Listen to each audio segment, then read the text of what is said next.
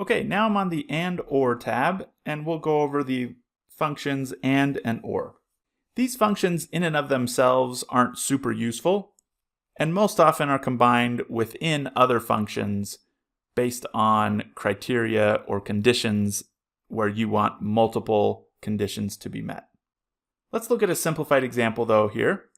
We've got our customers in column A, their 2021 revenue, their 2022 revenue, and the percent change.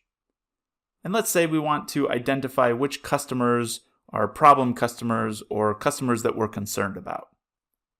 And specifically, we want to create a quick list of customers that had revenue less than $20,000 in 2022 or had a percent change that was negative. So let's come here to column E. So we'll type equals and then the and function, you just give a bunch of logical tests for the formula, for the function to evaluate. So let's evaluate first that if the revenue is less than 20,000, and if we press a comma, the next logical test that we want to look at is if the percent change is less than 0 or negative.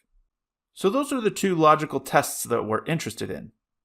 This function will return a true or a false, and that's all it will do. In this case, it's going to return a true if both of these logical tests are true. So if the customer has revenue of less than 20,000 and the percent change is less than 0, it will return a true. Otherwise, it's going to return a false. So we'll come here, and because both of these are above those thresholds that we had, it returns a false. If we double click, you can see most of these are false, but here's an example of a true. So this customer had revenue below 20,000 and it had negative growth year over year.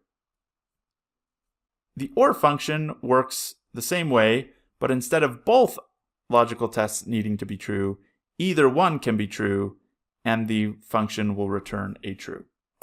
So we'll type equals OR and we'll do the same logical tests. The revenue is less than 20,000 or the percent change is less than 0. In this case, both of these items are above the thresholds that we've set, so it returns a false. If we double click, you can see there are a lot more trues now. Let's use the Bluth company as an example. Its revenue is over 50,000, but the percent change year over year was -3, so it's returning a true. As I mentioned, these functions are typically paired with other functions. For me, returning a true or a false is not super clean, and I don't really love it because I just don't think it looks great.